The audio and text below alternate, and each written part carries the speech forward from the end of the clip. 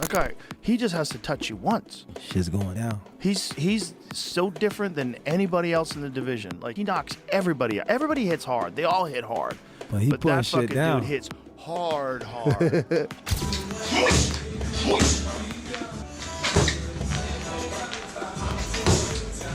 Set that Jake Paul can come 15-20% in regards to Anthony Joshua. He's a completely different specimen. Look, you'll see what it looks like when they stand next to each other.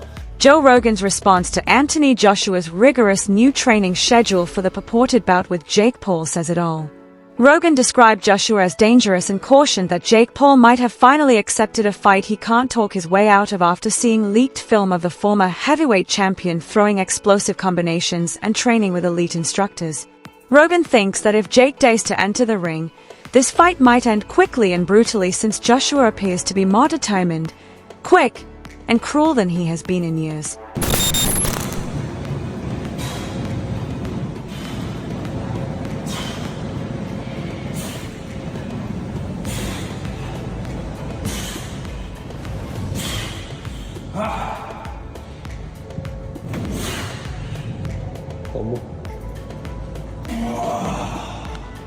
Need to get stronger.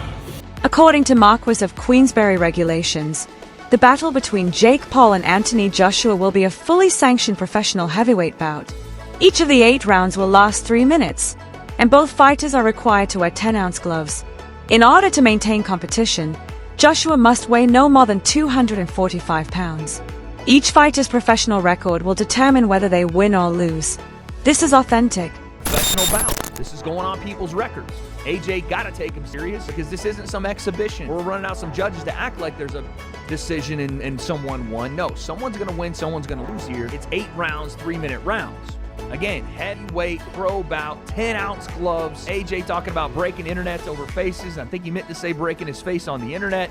Who knows? Maybe you can do both in the big 2025. But then you have the weight limit, 245 pounds, and people are automatically going to go, oh, God, here's the thing. Oh, here's the thing in the contract. No, stop all that. And I'm going to go on a rant in a second for all the people that thought this was fake, for all the people that thought that Jake wouldn't do this, for all the people that thought he was scared. I'm going to go on that rant in a second. But, okay, yes, 245 is a weird number because Jake has already fought at heavyweight. He fought Mike Tyson at 220-something. But again, I understand it a little bit. We're on short notice here. You don't want to have a Tyson Fury type situation, which AJ would never be 290 coming in here. But 260, 270, it starts to get out of the realm of possibility of like, what are we doing here? Even though heavyweight has no limit, I get it. The fight with Anthony Joshua on December 19th is a huge worldwide event, according to Nisa Badarian, CEO of Most Valuable Promotions MVP and Jake Paul's main promoter, who spoke to Sky Sports.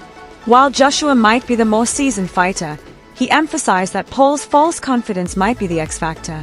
Barian described the fight as a symbolic one and claimed that their team worked quickly to make the fight happen, cramming planning and negotiations into a remarkably short amount of time. In order to guarantee a significant high-stakes bout, he also verified stringent weight restrictions and professional fighting conditions. Compared to Joshua's last fight with Francis Ngannou, Badarian told Sky Sports that this fight with Joshua is far less of a mismatch. He claimed that despite Ngannou's size, the bout was more uneven since he had significant boxing expertise. Badarian, on the other hand, thinks Paul has developed quickly in the sport and has enough skill and ring maturity to make the Joshua matchup more challenging. The weight, will there be a limit for Joshua? So there's a lot of discussion around the weight. Joshua fought Usyk twice. Both of those times, Usyk was 220 pounds. Joshua was 240 to 245. When Jake fought Mike Tyson last year, 227 pounds. I expect Jake will come in anywhere between 225 and 230. Anthony Joshua has a weight limit of 245 pounds. There will be those, as you're aware, that will look at it and criticise this fight. There already have been, haven't there? They'll say it's a real mismatch. What would you say to them? Are we going to be watching sport at its purest? I would say it's much less of a mismatch than what you saw with AJ and Francis Ngannou, who a massive man, but relatively no boxing experience.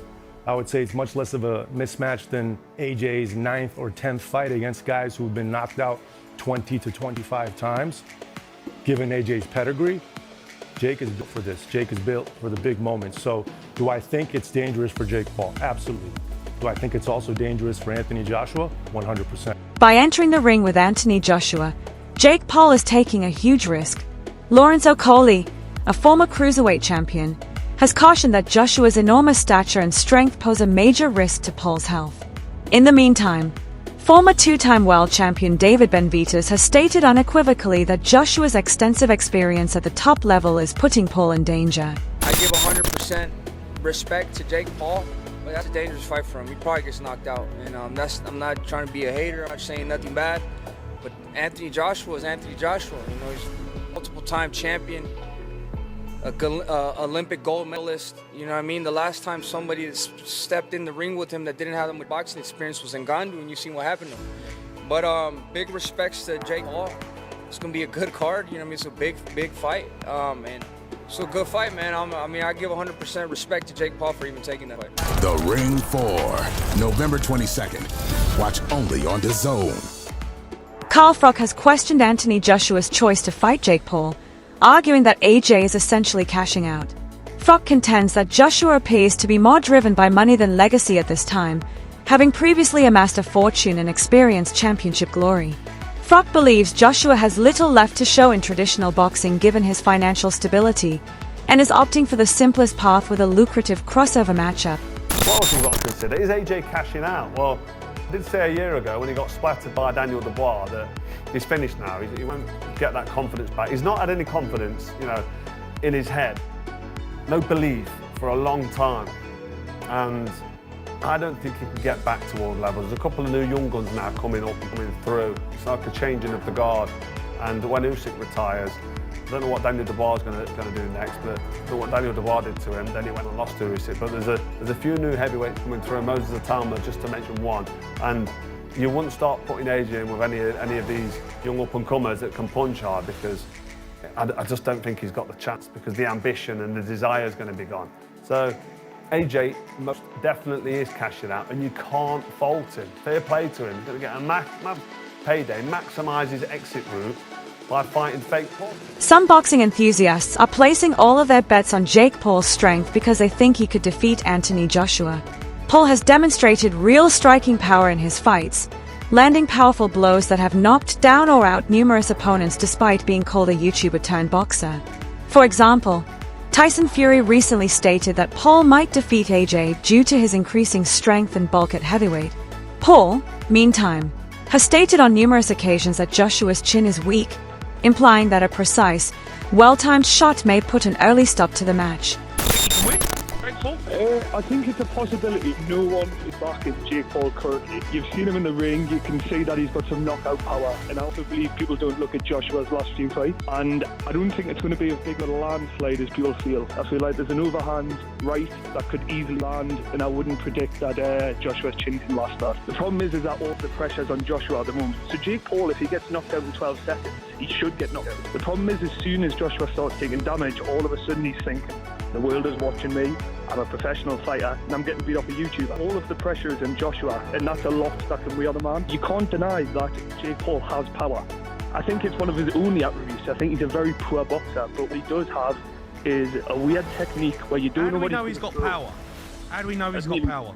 He's knocked people out. Joshua has all of the world looking at him thinking you should walk him over. If it gets 2 rounds, 3 rounds inside, I think Joshua loses.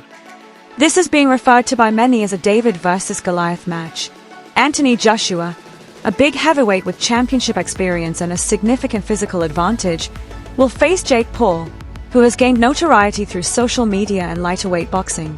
Joshua is portrayed as Goliath due to his stature, strength, and lineage, whereas Paul, the underdog, is depending on his courage, ambition, and heart to level the playing field. Can't judge Anthony Joshua for getting the bag, as the kids say, for going to wherever the fight's going to take place and taking $92 million for going up against Jake Paul, right? You can't give him for that. You can't judge him for that. But don't try and tell me that this is a real professional boxing contest. I'm saying my guess is that this will be an exhibition matchup. And if it is, it'll be one hell of a show. And I'll certainly tune in. And fair play to both men because they're making an absolute goddamn killing. But what is going on Jake Paul versus Anthony Joshua. It's a lose-lose for Joshua. It's a win-win for Jake Paul. The fact that AJ has only fought twice in the last 2 years is one of the main issues surrounding Joshua's matchup with Jake Paul. Joshua has been less consistent since losing to Alexander Usyk via split decision in 2022. Before defeating Francis Ngannou in March 2024, he defeated Otto Wallin in December 2023 and Robert Helenius in August 2023. Anthony Joshua is his activity. He's only fought twice in 2 years, and one of them he got knocked out of Daniel Dubois. That was his last fight, and a lot of people say you can only judge a fighter's quality from their last fight. And then the fight before that was a win, but it was a win against Francis Ngannou. Francis Ngannou, if you know, he was the UFC heavyweight, not a real boxer, and he only had one fight before that boxing fight, but he lost as well. So that's his activity in boxing. Now, Paul, on the other hand, looking at his box rec, he's had 6 fights since 2023, and one of them was against Mike Tyson, but we all seen what happened in that fight. Mike Tyson was well past his prime, where Anthony Joshua, on the other hand, is, well, I'm not going to say he's come into his prime, because he had some great wins earlier on in his career before he lost to Usyk twice. And by the way, when he did lose to Usyk, the last one was a split decision. It was a close fight. So now this fight is matched, and I just want to look at the tail of the tape. Now, look at the age difference. We've got 28 years old compared to 36 years old, so I get advantage there. Goes a little bit towards Jake Paul. 28-year-old is better than a 36-year-old, but that being said, we've got talking about experience and everything else, what comes with being 36 years old at Anthony Joshua's level. And then, like I mentioned, the heavyweights kind of seem to prime a little bit older. They'll come down to the height and weight. This is the big one. 6'1" versus 6'6". 200 pounds versus 252 pounds. We've got 252 pounder in Anthony Joshua. The reach advantage is a lot, which we would expect. Amateur fights, we can see that Jake's only had one, where AJ's had 43, but 43 of them are including at the highest level, Olympic level.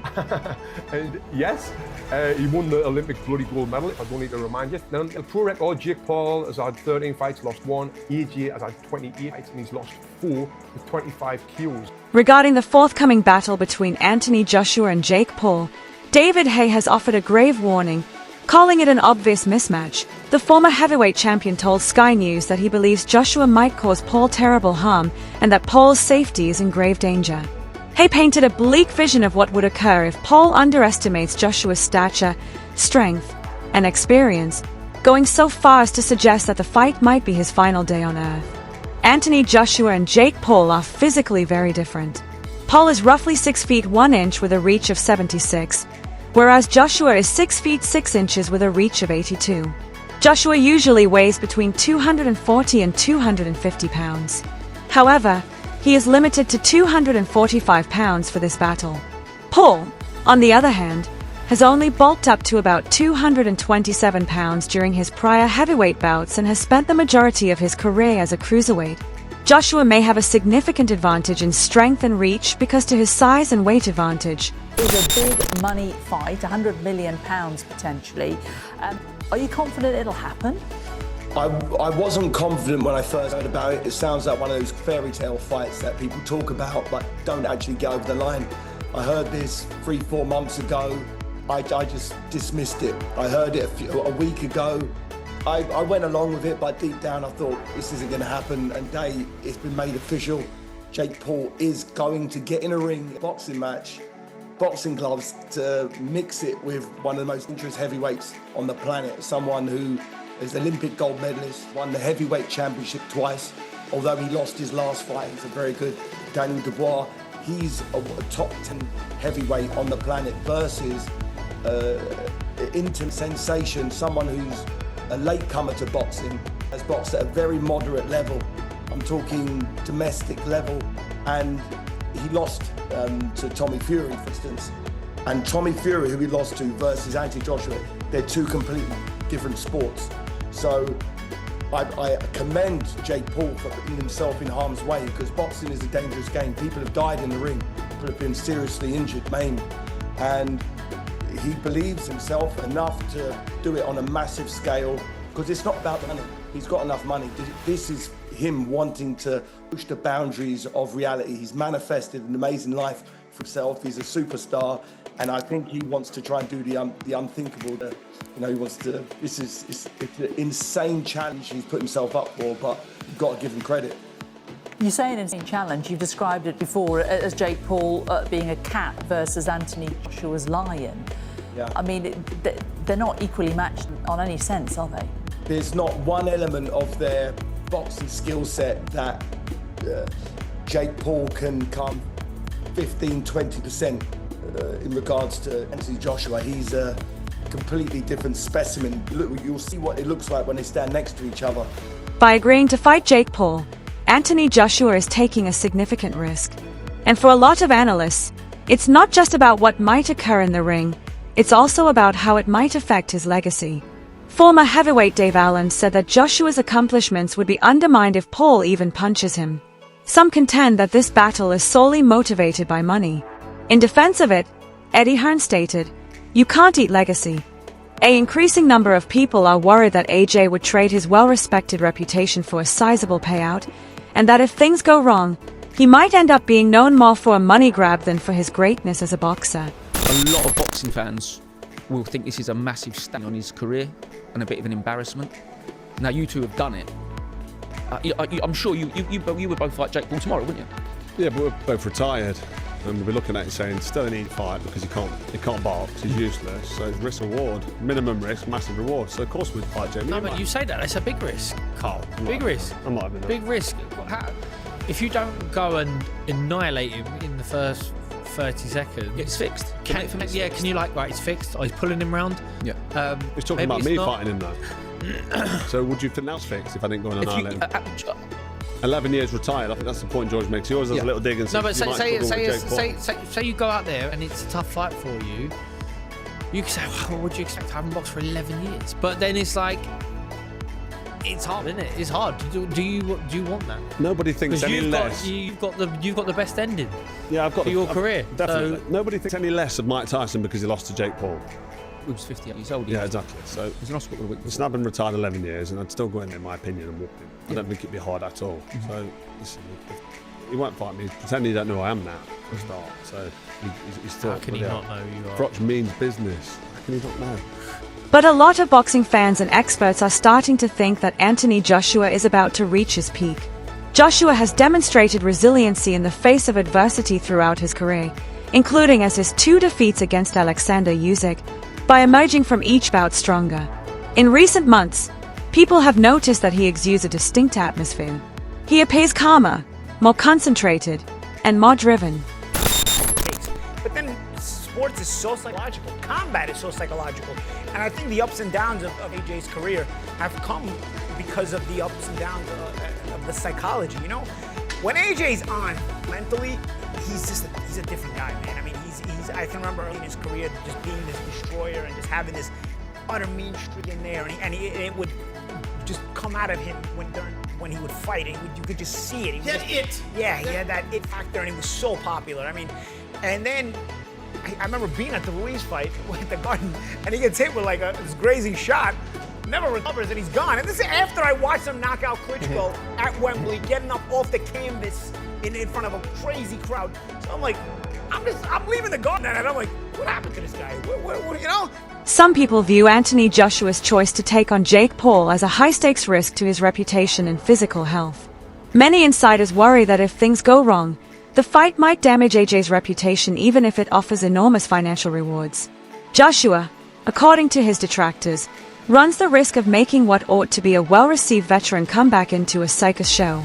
However, after years of great fights, this fight might be the ideal payout he's earned. However, choosing such a dangerous crossover match, the kind that could result in a surprising upset or significant damage, is anything from certain at this point in his career. A lot of people have said, well, if he doesn't knock him out the way in which he knocked out Francis Ngannou, he's a sham, this is all rigged. A lot of people said if Jake wins, this is a sham, this is rigged. A lot of people said if he goes the distance with Jake, this is a sham, this is all rigged. Some people are saying even before it was finalized, Gareth on our show, although he folded quite quickly when he was face-to-face with Eddie at the open workouts. I saw that on IFL TV, I do believe, saying that his legacy is already in question as a result of taking this fight. Now, I'm surprised that people like Gareth say this. Look, this may not be your cup of tea. You can say, I want to see Anthony Joshua fight other heavyweights. I want to see him fight the likes of, I don't know, Joseph Parker. I want to see him fight Marvin McCauley. I want to see him fight Caballel. I want to see him fight Zhilei Zhang. I want to see him fight Pergovic. What are your thoughts? Does Joshua's decision to battle Jake Paul for the money make sense? Or is he seriously jeopardizing his legacy? Please share your opinions below.